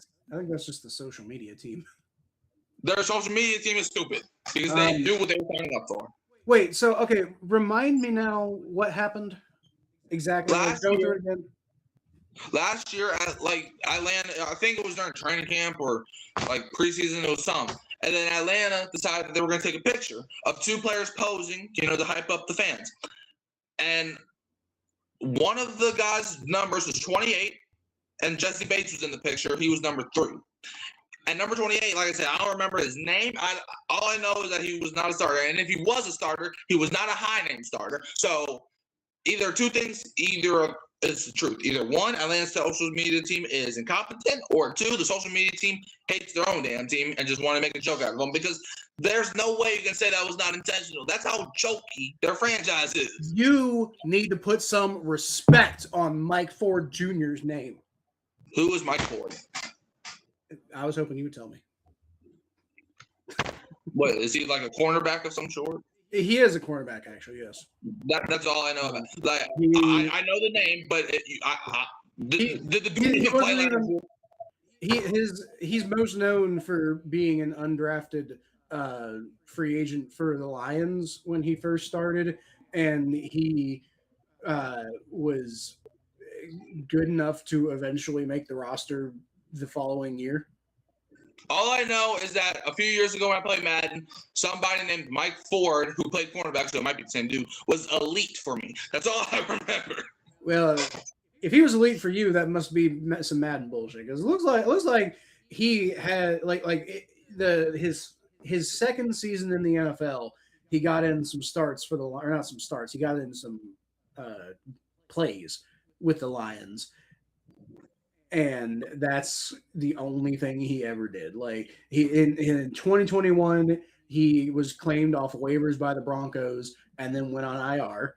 In 22, he signed with the Falcons and doesn't appear to have made the team. And ended up getting signed by the Browns and then not making their team, and then signed a 2-year contract with the Texans, only to be released 3 months later. And then signed with the Browns a second time and did briefly make their active roster on September 11th, and did absolutely nothing after the fact. So like he's literally done almost nothing in the NFL except for keep getting signed to like practice squads, basically. I mean, hey, I'm a great developer, man. I mean, I forget. Like, do you know who Chimere DK is? No. Well, he was a rookie last year. He was a pretty good special team guy. But I got him to being a 92 overall wide receiver with superstar development. So hey, maybe I should be a freaking head coach. Yeah, decent special teams guy for the Saints. No, for the Titans. Well, that's why I don't know who he is, Mikey. The fact that you know who he is probably because you had him on Madden, I would guess. Oh no, I knew who he was before the fact. I just didn't freaking know I was going to even have him on the damn team. I don't know about you, but I don't know who the like random halfway decent every once in a while special teams players are on every fucking team. Okay. Several rules that existed because of the Bengals and Steelers. Yeah, the Bengals Steelers rivalry, like Steelers fans try to downplay it, but it doesn't change the fact that every time the Bengals and Steelers play each other, doesn't matter what generation it is, doesn't matter any of this shit. There is fucking blood. Like there's blood. There's hatred on both sides. There's Jamar Chase flipping off fucking Minkah Fitzpatrick, and there's what Joey Porter Jr. I forget what he did against that, but like it goes both ways. And like Steelers fans try to downplay because they're like, well, we don't care about the Bengals, but like the fact is, you fucking do. You get fucking animalistic about it. And like every time we play each other, and maybe you could argue, oh, it's because Cincinnati fans are crazy. Well, that's just you guys are fucking dicks. So suck a dick. I mean, hey, that's the same. But hey, I admit that I hate Atlanta and I want them to lose forever. But also another thing though, we're playing the Steelers in Paris, and you're playing Atlanta in Madrid. Yeah, that's the other thing. And Ndamukong Suh is an example of like a truly dirty player. Burfict was just literally insane. Like, and you can say like he needs to be better in control of himself or whatever. You can say a lot of things. I just don't think you can say Burfict always knew what he was doing. Anyways, we're playing Steelers in Paris. You're playing Atlanta in Madrid. Which is weird. That is very strange. I believe. What's funny? I had us going 13-4 in the when I went through the schedule. One of those games I had us losing was the Madrid game to the Falcons. No. I mean, I don't make the rules. The Bengals almost exclusively lose dumb games when they're good. But do you think it's crazy? Both of us are playing each other's rival outside of this country. I did notice that. That is very weird. Groups of Falcons are bad at drafting. They took Kyle Pitts over Jamar Chase. Well, what, stranger? Somebody in on this podcast also thought that taking Kyle Pitts over Jamar Chase would have been a good idea. I'm not going to name any names, but it was me. To be fair, and I can't believe I'm about to say this, but to be fair, at the time, Kyle Pitts was compared to the tight end version of freaking Calvin Johnson. So that is to be fair. Yeah, Kyle Pitts was talked about as like the most generational. Like it was like the way they talked about Andrew Luck. Like they were just like this is Bowers is doing for the Raiders right now. Kyle Pitts is supposed to do that, but like 10 times more. I was about to say like what Brock Bowers is doing for the Raiders now. First of all, what Brock Bowers is doing for the Raiders now isn't even really quite what Brock Bowers was like hyped up to do. So like, I mean, as good as Brock Bowers is, people thought he was going to be even better than that. And Kyle Pitts was on another planet as far as how much better he was supposed to be. So I don't know. Is that Kyle Pitts? Is that Atlanta? Is that Georgia making the guy look better than he really was? Probably all three. Well, there was some talk about the Bengals potentially, I think, trading for Kyle Pitts this offseason. And I was on board with that because I think Joe Burrow could rehab Kyle Pitts. But I'm not going to lose any There's sleep no over problem with the Saints trading Kyle Pitts. And I'm like, what? Look, I wanted Kyle Pitts in the draft. I'm not going to lie. I thought like I was down with Jamar Chase. I was like there was the whole like civil war between Bengals fans between like the Penny Sewell crowd and the Jamar Chase crowd, and I'm like, I want Kyle Pitts. But between Penny Sewell and Jamar Chase, I was like, we should probably go get Jamar Chase because like as I understand the whole idea of like if Joe Burrow gets sacked all the time, then he's not going to throw the ball very well. But y'all don't understand the way that Joe Burrow plays football. First of all, he's going to take sacks. That's how it works. We have a solid offensive line now in terms of pretty much all metrics. Joe Burrow's still out there taking sacks and getting dumb fucking injuries. Like, it's not the offensive line. Now, the offensive line was really, really bad at the time. I'm not going to argue that Penny Sewell wouldn't have massively improved our offensive line. But I do think that Jamar Chase made a bigger impact than Penny Sewell would have. I don't think we go to Penny Sewell. I remember back before that draft happened, I remember saying, if the Bengals draft Jamar Chase, I'm going to kill somebody. Why? So, because I was like, I need somebody to feel Joe Burrow's pain. He's going to die, so someone else got to die. I remember thinking in 2019, I was following LSU a lot because like I knew Joe Burrow was going to be our quarterback at the time. And I remember sitting there thinking, I'm like, man, can you imagine if somehow we also got Jamar Chase? That'd be crazy. The problem is when we draft Joe Burrow, obviously we're going to be so good the next year that we're not going to have any shot at Jamar Chase. But like in a weird world, maybe that would be interesting. And then lo and behold, Joe Burrow tears his ACL and we end up with Jamar Chase anyway. And it turned out amazing and we went to the Super Bowl. I mean, like Justin Jefferson, the dude, like it was like a 1A, 1B situation, but some people probably would have said Jefferson did better than Chase that year that we won the championship. But Justin Jefferson was a second round pick. No, first of all, he was not. Second of all, well, he was expected to be a second round pick. That's what I'm leaning towards. Like the fact that because Joe Burrow had 60 touchdowns and 37 of them was combined between Justin Jefferson and Jamar Chase alone, and Justin Jefferson almost fell out of the damn first round. So I'm like Jalen Reagor was drafted ahead of this dude. And to be fair, I think one of the wildest things to think about is Justin Jefferson and Jamar Chase paired so well with Joe Burrow that Clyde Edwards-Helaire became a first-round pick and Thaddeus Moss made it to the NFL. Like that's how good that trio was. Because they made other guys who weren't all that good look that much better. A lot of people would say a college team won't be able to be an NFL team. Now, most of the time that's true. The 2019 LSU, they probably could have beat somebody. I don't know about that because like Joe Burrow. Okay, so if you take like Joe Burrow and Jamar Chase and Justin Jefferson from that season, and you pair them up against like I don't fucking know, Aiden O'Connell and you pair them up against like the worst like skill player like trio in the NFL. Yeah, maybe the college guys do better. But the problem is you also have to think about like some of the like Clyde Edwards-Helaire and like Thaddeus Moss ended up being one of the most highly thought of people on that LSU team. Not how many of those LSU guys ended up going to the NFL. It wasn't even half.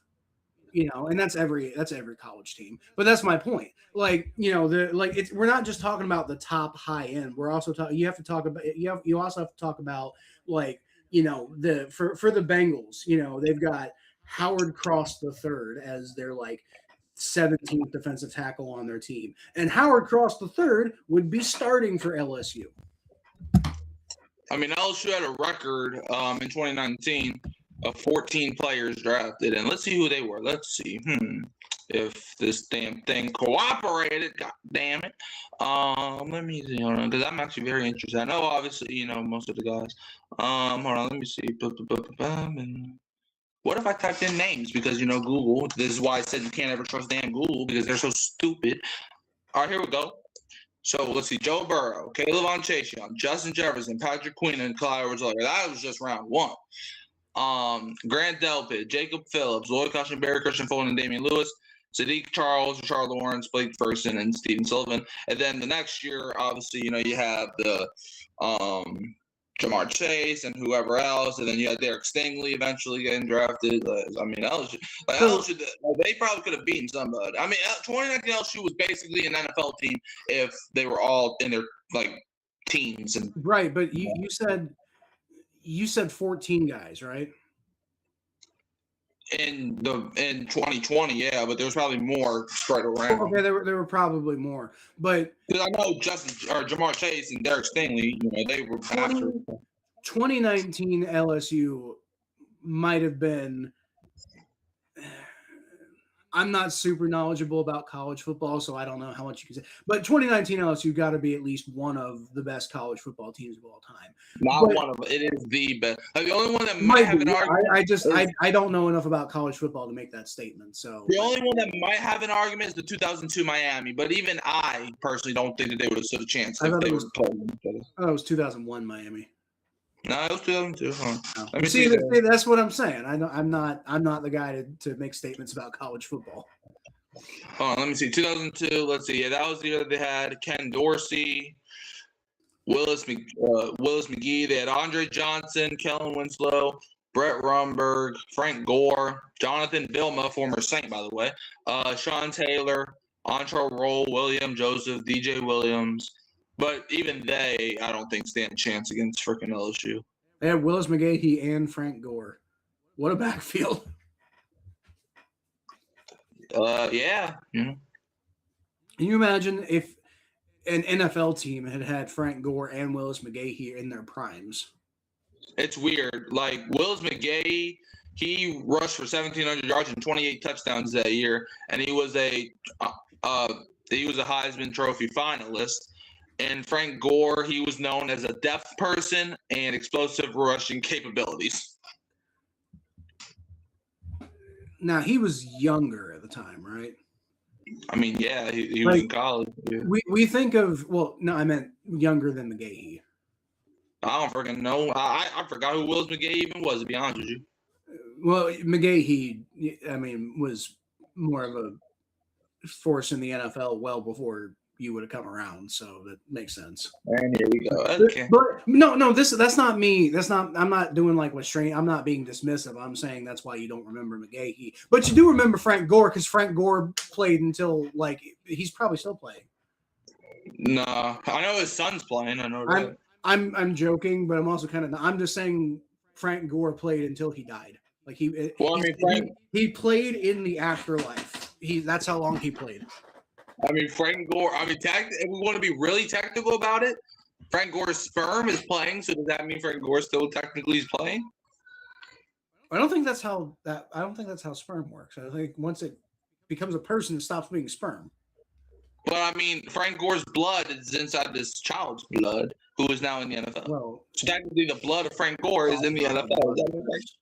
It's not also not how blood works, but yeah, I don't think the NFL and like biology science really are all that compatible in the first place. But who did that USC team have? Hold on.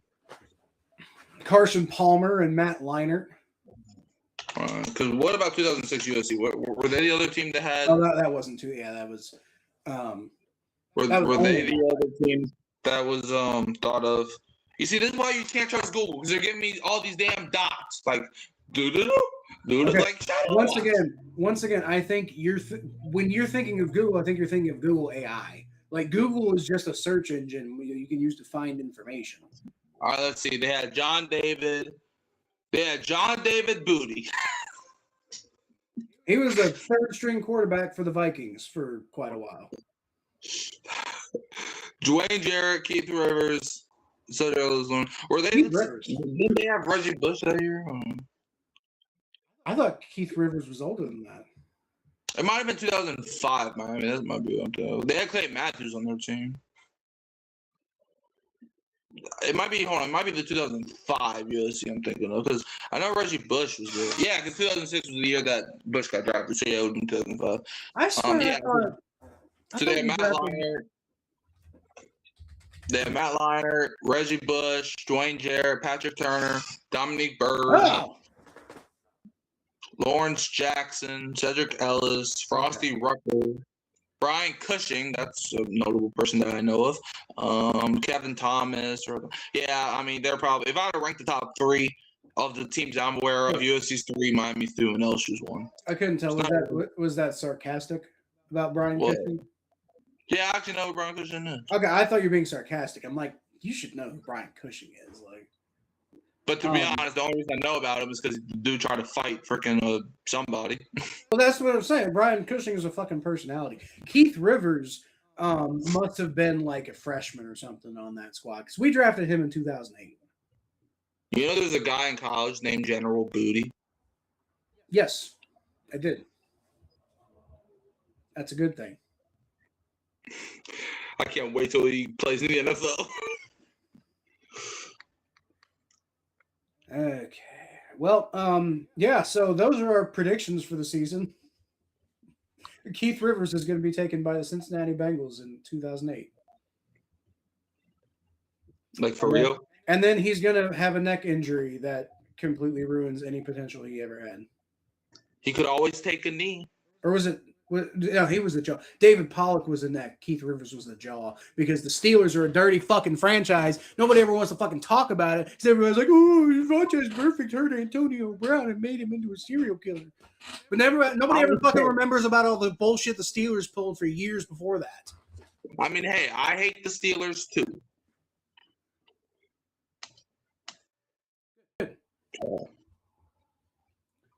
Yeah. Jeffy, better than my old Scoutmaster's names. No joke. They were Dick Peters and Dick Peters Jr. That's nice. Okay, so here's the thing though. Dick is a nickname. Like your name is Richard. So if you go by Dick Peters, then you know what you're doing. You're doing that on purpose. Like if you choose to go by Dick, that's because you have chosen my name is Richard, but I'm going to go by Dick. So if people call you Dick Peters, then you have decided that you've chosen that path in life. How did Dick even come out of Richard? Well, you see, when a daddy and a daddy love each other very much, and a daddy and a daddy. Well, you said when a Dick came out of Richard. Okay, let me refresh that. I didn't know I was talking to a comedian over here. So why did Dick form? No, that's not the way to describe it. Why do people? Okay, let me just say it simple. Why do people call Richards dicks? Like, what's wrong with the name Richard? Why we gotta call them a dick? Okay, so I think the honest answer is I don't think it was always, a euphemism for penis. Now still the question is though, like, how do you get Dick out of Richard? Like, that doesn't really make a lot of etymological sense. Dick Pohl was a Reds coach, a recent Reds coach. Oh, I don't remember that. How on earth did I not hear Mo Egger talk about that? That's phenomenal. Stranger. The Bengals need the Bengals need some guys who are named funnier things than they have. Like, the best we have right now is Shaka Hayward, who's got like Shaka's kind of, it's not really a funny name, but it's a we got Kool-Aid. Historical reference, I guess. Yeah, you got Kool-Aid, right? Kool-Aid. People were talking about us drafting Kool-Aid, and then we didn't. No, my Kool-Aid. Well, you guys drafted him before we were even on the board, so we never even had a shot. Actually, we traded up for him.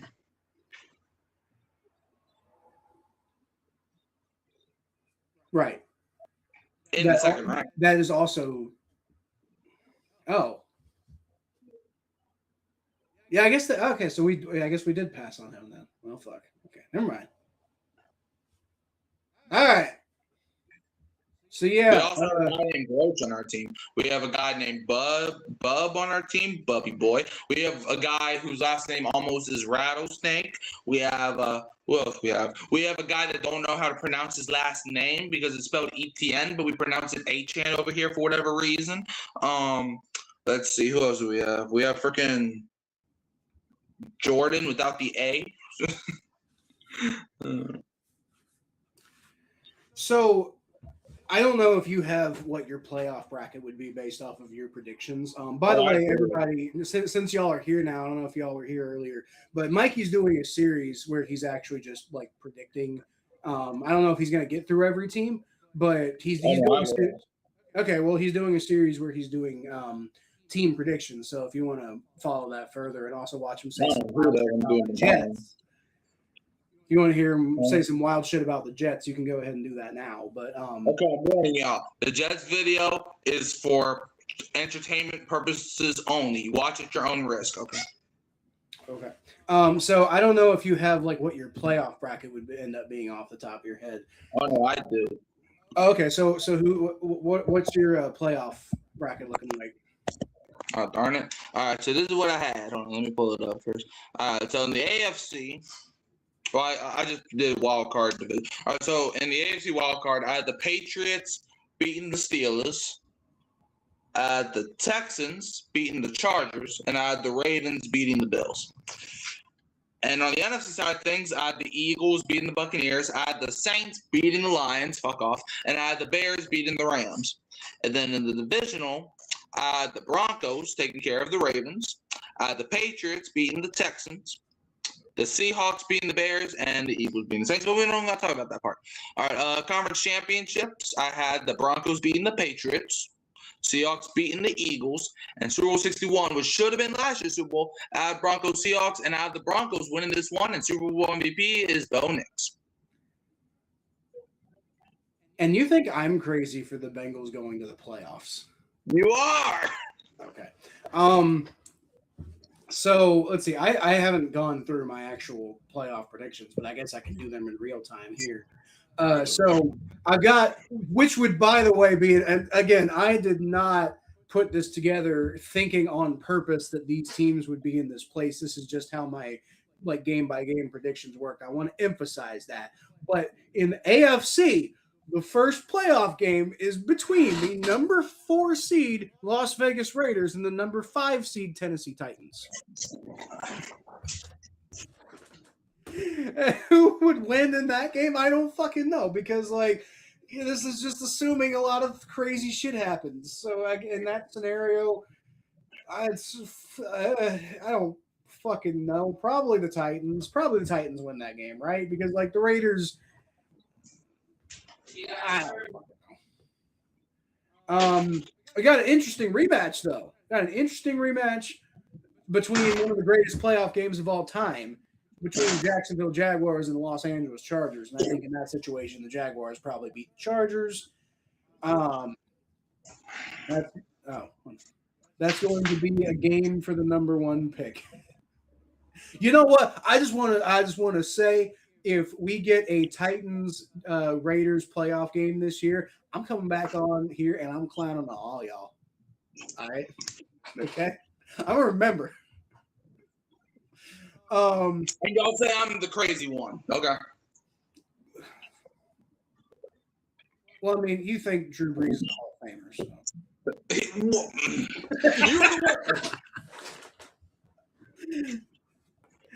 Okay, so said I throw damn, I think was Hall of Famer though, but okay. I got the Bills going up against the 8-9 Indianapolis Colts in the wild card round as well, and I think the Bills obviously take that game. So that leaves. Okay, I see how that works. You got in the NFC, you got the Dallas Cowboys hosting the Seattle Seahawks. And I think the Seahawks probably win that game. I'm not even entirely sure why I think the Cowboys are going to win their division this year, but I guess I do. The Bears and the Lions. I'm going to go with the Lions because, like, I think I'm actually a little higher on the Lions than I am on the Bears, even though I ended up with the Bears winning the division. But I think I actually like the Lions a little bit better. And then you got the Carolina Panthers hosting the number 7 seed New Orleans Saints. I think the Panthers are going to win that game. Right there. Okay, so in the divisional round, you got the Jacksonville Jaguars going to Buffalo to play the Bills. And that is an interesting matchup that I don't know. I guess in this hypothetical, who fucking cares who I pick, right? But I mean, when you really think about it, that's just a really good matchup between those teams. I'm gonna go with my gut and say the Bills, but I would not be shocked if the Jags won that game. And then you got the Bengals, the number 1 seed Cincinnati Bengals hosting the Tennessee Titans, which I'm just saying. Oh, I know what you did. I know what you did. Hold on. Time out football. I know what you did. You put all the bad teams in the playoffs with the Bengals, so you can say the Bengals will win the Super Bowl because you have the easiest road of all time. I see what you're going the Patriots job. You're doing the Patriots. Okay, I tell you this. The Bills are the 2 seed. What are you talking about? And the Bills suck. The Bills don't suck. They're going to win 4 games this year, I decided. Didn't you have them winning their division? I had them winning 11 games there, but that's beside the point. I guarantee you're going to have the Bills lose at some point. I guarantee you that. I am going to have them lose at some point. Oh, I don't know. I'm going to say probably, I would imagine. But in a game between the Bengals and the Titans, do you disagree with me that the Bengals are going to win that game? I disagree with you that both teams are going to be in the playoffs. Well. So therefore, yes, I do disagree. The Titans. Okay, so the Titans being the number 5 seed is probably a little crazy. I'm not really trying to defend that one. That's just how things shook out. I'm just the messenger. Okay? Who was on the Titans schedule? I don't know. There's a lot of teams that I don't think are going to be as good as people think they're going to be, and the Titans, I think, if I recall, ended up playing a lot of them. Hold on. I also have the Titans doing well in their own division too. Hold on, I gotta see this. Hold on. So they're playing. Let's see, the Jets. Okay, they're playing the Eagles, Giants, the Ravens, the Texans. I don't Colts, think the Ravens are going to be that good. Bengals, the Jaguars, the Cowboys, the Jaguars again, the Commanders. What? Dude, the Titans might win freaking 5 games if they're like, well, how did you get them as the 5 seed? Let's see. I had them beating the Jets. Sue me. The Ravens, which I really do. I think people are way too high on the Ravens. I really do. You're crazy. The answer is you're crazy. Okay, move on. The answer is the Ravens are overrated. You're crazy. Okay, come on. I had them beating the Texans, which is a division game. You're crazy. The Colts, which I really don't believe in the Colts this year. Not as crazy, but still low-key a little bit crazy. Not as crazy, but okay. I had them beating the Browns. I also had them beating the Bengals, by the way. Okay, so you just wanted to and then we go back and beat them in the playoffs. How did you do this damn stuff? Like, did you just flip a coin for every damn match? Like what? No, I didn't have the Ravens. I had the Ravens, I think, winning 6 games. So I'm not high on the Ravens. I know the Ravens are that good. They just fired John Harbaugh. They're telling me a team led by Cam Ward, Carnell Tate, and Tony Pollard is leading that team to the playoffs. Well, you don't know shit about what Carnell Tate's going to look like in the NFL, first of all. He's a really good football player, and I really do think Cam Ward's going to take a step. So yes. Dude, Cam Ward. Now, I'm not saying in like a vacuum I'm really going to sit here and defend the Titans making the playoffs. I'm just saying that's the way things shook out when I did the schedule. I'm the messenger here, okay? Look, I'm not taking the blame. I'm just telling you what happened when I did the science. We got to blame somebody for this apophacy. It's blame science. That's I'm just doing science here is what I'm doing. I like science, though. I'm not going to blame science. Well, that sounds like a you problem to me. You know what's also a you problem? You putting the Titans as the 5 seed. Look, I'm not. I understand. Okay, I'm not. I'm not saying I actually stand by that one all that much. much. I'm just saying that's what happened. Come on. You have the Titans as a 5 seed. I have the Titans winning 5 games, and you have them as the 5 seed. Okay. Both of the 5 are different in the scenario. Okay, I'm not, but your predictions aren't. I got a question for you, Mikey. Who has won the predictions, the weekly predictions that we do every year? We're going to talk about that. Between us. Who's and won? First of all, those predictions are way different. I don't think they are. Aren't you the one that say you do the predictions off of everybody's health, right? In the moment, yeah. Yes, okay. And guess what? When you're doing week-to-week predictions, people are going to get hurt. People going to get suspended. But you don't know who's going to get hurt. What if Lamar Jackson gets hurt? Okay, if Lamar Jackson's not playing, and maybe Derrick Henry's hurt too, the Titans are going to fucking wax him. Yeah. So I'm just saying, like you could make an argument for every single team being hampered by injury, which is why ahead of this season you just can't pencil that in. Maybe, but you're talking about the week-to-week predictions. Yes, if the Ravens are going into the Titans game and we know for a fact there will be no Lamar, there will be no Derrick Henry. If you pick the Titans, are you stupid? No. But if you're picking that before the season and we're assuming both of them are healthy, you're stupider than a brain rot. Well, I once again not very high on the Ravens. Like a lot of, I think people are way too fucking high on the Ravens, and I think the Titans are a little underrated right now. I think the Titans could take a step this year. I think they upgraded a coach. I think Cam Ward kind of started looking a little bit better at the end of the season. I think that there's a world where the Titans are significantly, maybe not like Super Bowl contenders, but are definitely better next year. Which world? This world. I don't see why not. Like if Cam Ward takes a step, why not? Sure, maybe monkeys will grow wings and start flying around the damn world. Cam Ward already started playing a little better at the end of the season, and he's got a better coach now. Robert Saleh got fired the last time he was head coach for being in it. Like, what? Look, I wouldn't take getting fired by the Jets as an indication of anything because I don't know that the Jets know what the fuck they're doing ever.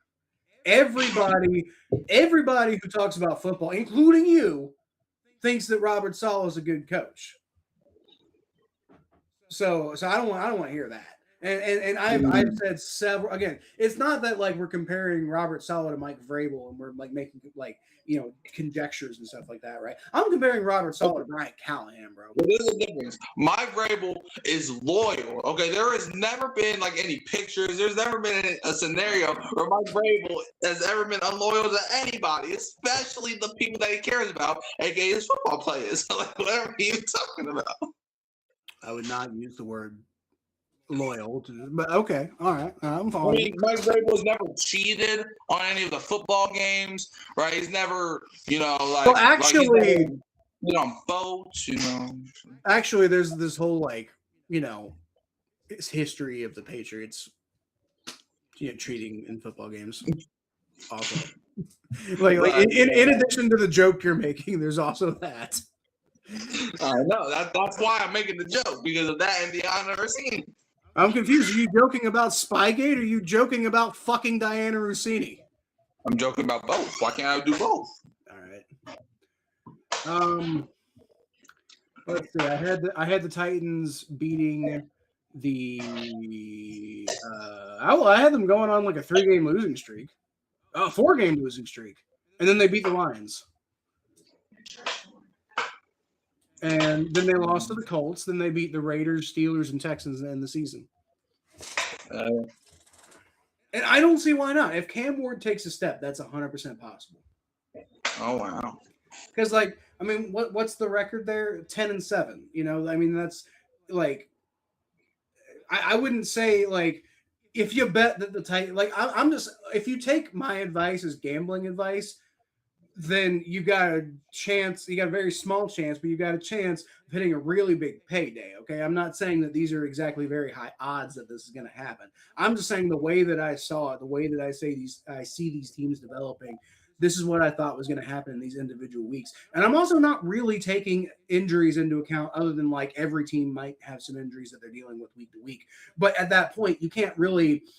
It does matter who is the team, who's the player that's getting injured, because every team's dealing with injuries. It's difference of which players are dealing with injuries, and you don't know that.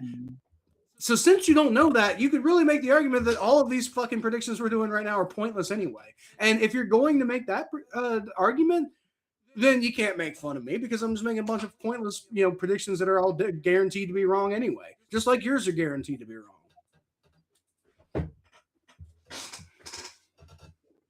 Lord, this dude said the Titans. Keep it talking. Say it. Keep it talking, Lord. I don't know what's wrong with him. He's your son. Right. Look at this. Wait. Did you just say I'm Jesus?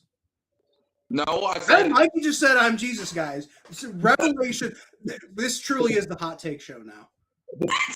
I'm Jesus. I'm Jesus. Well, so I was talking to Jesus. Wait, that's Nixon. Fuck. What is Come on, move on, dude. We've been doing the channel long enough. Come on, move on, dude. Jesus, what's the famous Jesus picture?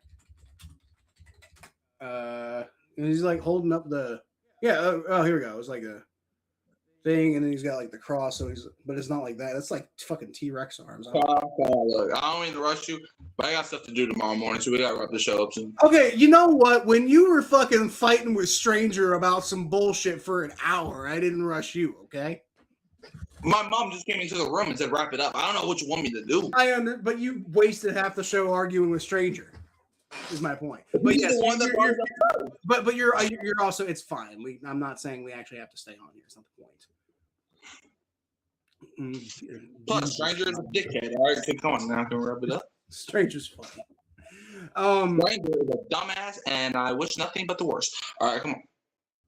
Well, that's not very nice. All right. Well, anyway, so it was very nice. I didn't finish up with my Super Bowl predictions, but obviously with the Titans being the number 5 seed, they're probably not all that useful anyway. As we have now discovered, these Tennessee Titans are guaranteed to be the number 5 seed or number 4 seed. Was it the number 4 seed or was it the 5 seed? I can't remember. It doesn't really matter because they're guaranteed to make the playoffs now, 100%. You can put that shit, you take that shit to the bank. And I will also say that legally I'm not responsible for any decisions you make. But I'm telling you, outside of that you can guarantee, I'm guaranteeing it right now that's going to happen. Yep. Uh-huh. Mm-hmm. All right. Well, anyway, that's pretty much it for this week. We'll be back next Saturday, maybe. I don't know, at some point. I'll leave y'all with a who dat. Who dat? All right. That was a fun episode. Yeah. All right. Well, yeah, like I said, give it some thought about, like, I do kind of like the idea about the hot take thing. I feel like that could be something that we could like lean into a little bit. I don't know about renaming the show that, but it might be fun. Anyway, have a good night. Bye.